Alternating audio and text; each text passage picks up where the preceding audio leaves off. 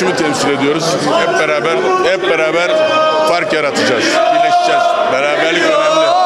Fenerbahçeliler, çok mutluyum burada olmaktan. Çok güzel ağırladı. Teşekkür ederim. Sağ olun.